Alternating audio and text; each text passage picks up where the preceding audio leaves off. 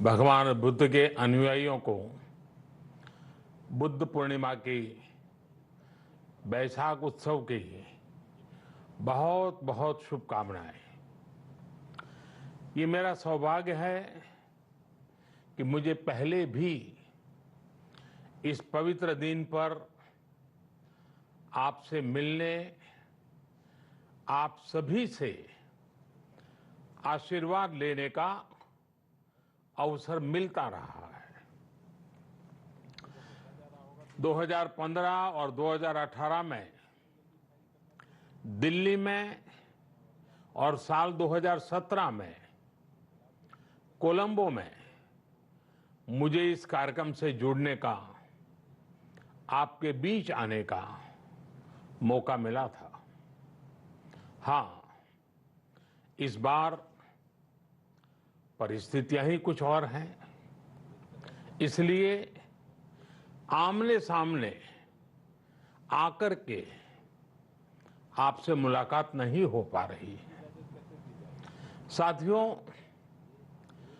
भगवान बुद्ध का वचन है, मनोपुब्बम गमा धम्मा, मनोसेट्टा मनोमया, यानी धम्म मन से ही होता है, मन ही प्रधान है, सारी प्रवृत्तियों का अगुवा है।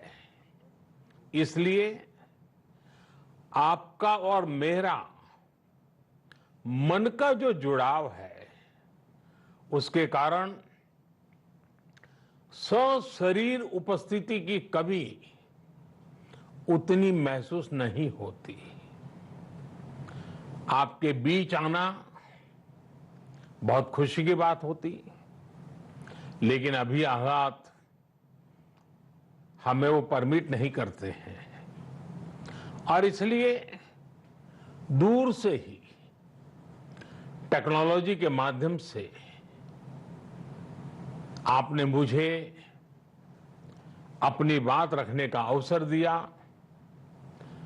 इससे बढ़कर के संतोष और क्या हो सकता है।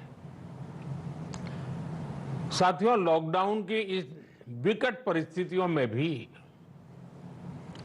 वर्चुअल बैसाख बुद्ध पूर्णिमा दिवस समारोह, इसके इस आयोजन के लिए अंतर्राष्ट्रीय बौद्ध संघ प्रशंसा के पात्र है।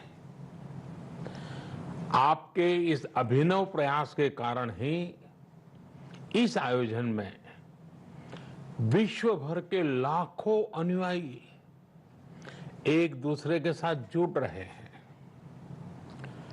लुम्बिनी, बोधगया, सारनाथ और कुशीनगर के अलावा श्रीलंका के श्री अनुराधापुर स्तूप और वासुदेवा मंदिर में हो रहे समारोहों का इस तरह एकीकरण कितनी अद्भुत कल्पना है, कितना सुंदर दृश्य है।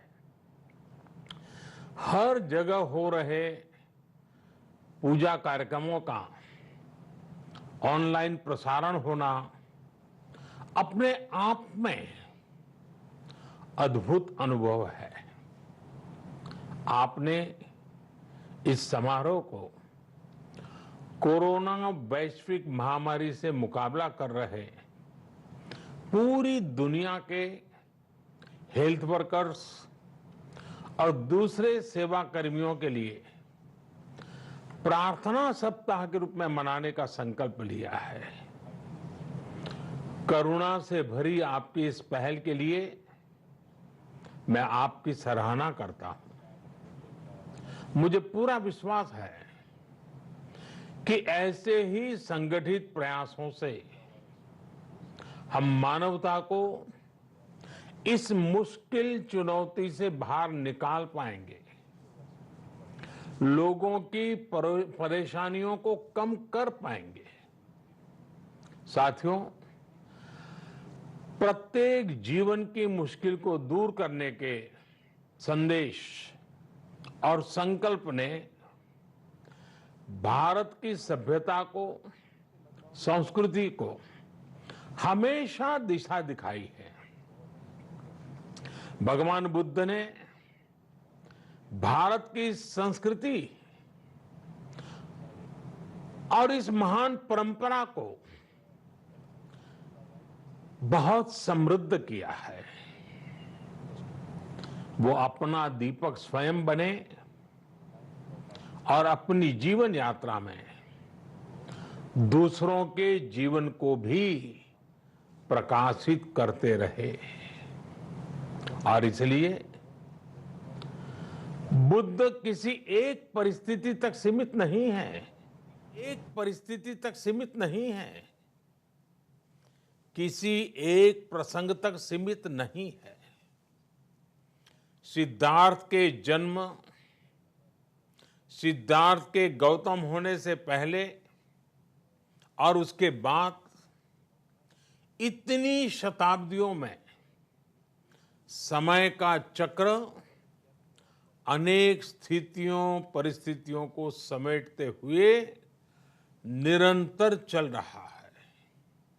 समय बदला, स्थिति बदली, समाज की व्यवस्थाएं बदली, लेकिन भगवान बुद्ध का संदेश हमारे जीवन में निरंतर प्रवाहमान रहा है। ये सिर्फ इसलिए संभव हो पाया है क्योंकि बुद्ध सिर्फ एक नाम नहीं है, बल्कि एक पवित्र विचार भी है। एक ऐसा विचार जो प्रत्येक मानव के हृदय में धड़कता है, मानवता का मार्गदर्शन करता है। बुद्ध त्याग और तपस्या की सीमा है। बुद्ध सेवा और समर्पण का पर्याय है। बुद्ध मजबूत इच्छा शक्ति से सामाजिक परिवर्तन की पराकाष्ठा है। बुद्ध वो है जो स्वयं को तपाकर, स्वयं को खपाकर, खुद को न्योछावर करके पूरी दुनिया में आनंद फैलाने के लिए समर्पित है।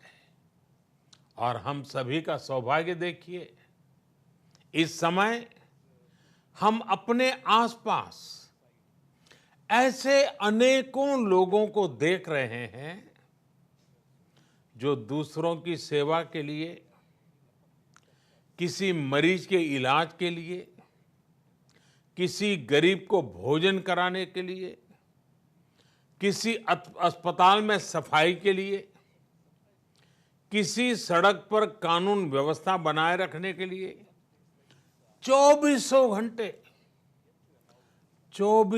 घंटे काम कर रहे हैं। भारत में, भारत के बाहर ऐसा प्रत्येक व्यक्ति, विश्व के हर कोने में ऐसा प्रत्येक व्यक्ति अभिनंदन का पात्र है, नमन का पात्र है। साथियों, ऐसे समय में जब दुनिया में उथल पुथल है, कई बार दुख, निराशा, हताशा का भाव बहुत ज्यादा दिखता है, तब भगवान बुद्ध की सीख और भी प्रासंगिक हो जाती है। भगवान बुद्ध कहते थे कि मानव को निरंतर ये प्रयास करना चाहिए कि वो कठिन स्थितियों पर विजय प्राप्त करे, उनसे बाहर निकले। थक कर रुक जाना ये विकल्प नहीं हो सकता।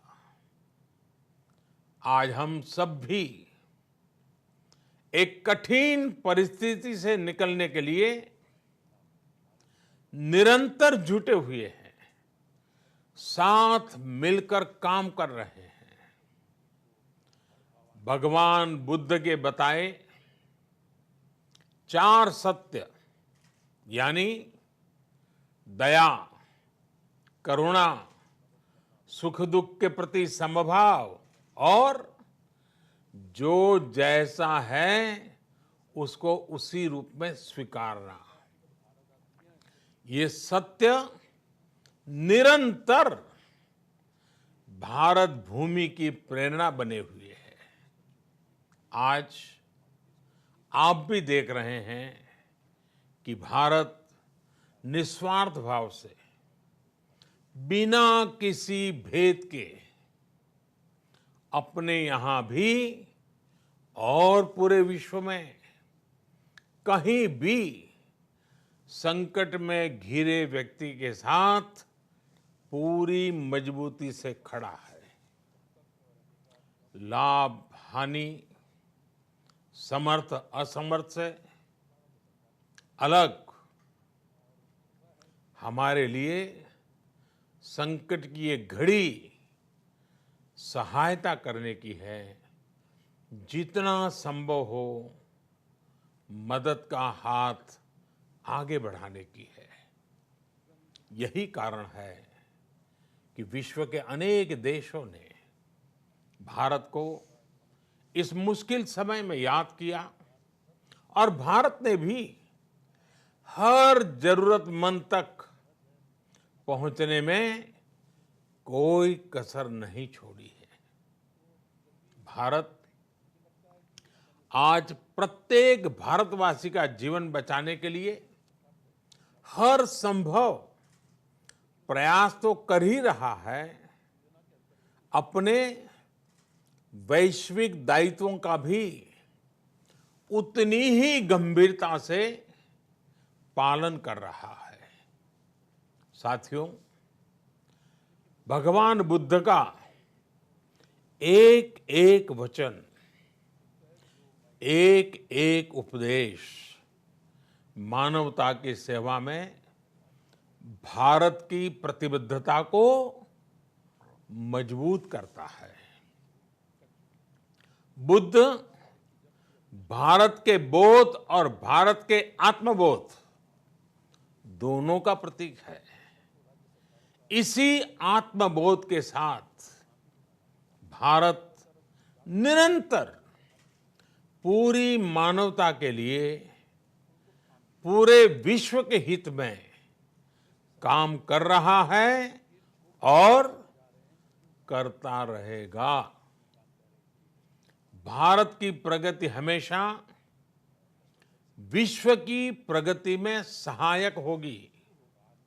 साथियों, हमारी सफलता के पैमाने और लक्ष्य दोनों समय के साथ बदलते रहते हैं, लेकिन जो बात हमें हमेशा ध्यान रखनी है वो ये कि हमारा काम निरंतर सेवा भाव से ही होना चाहिए।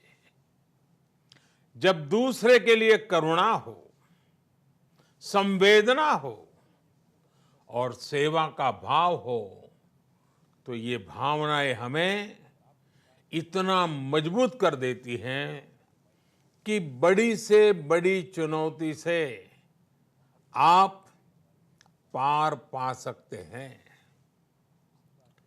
सुप्पबुद्धम पबुज्जन्ति सदा घोतम सावका, यानी जो दिन रात हर समय मानवता की सेवा में जुटे रहते हैं वही बुद्ध के सच्चे अनुयायी हैं। यही भाव हमारे जीवन को प्रकाशमान करता रहे, गतिमान करता रहे।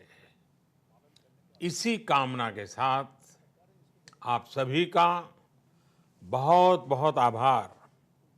इस मुश्किल परिस्थिति में आप अपना, अपने परिवार का, जिस भी देश में आप हैं वहां का ध्यान रखें, अपनी रक्षा करें और यथासंभव दूसरों की भी मदद करें। सबका स्वास्थ्य उत्तम रहे, इसी मंगल कामना के साथ मैं मेरी वाणी को विराम देता हूं। धन्यवाद। सर्वमंगलम।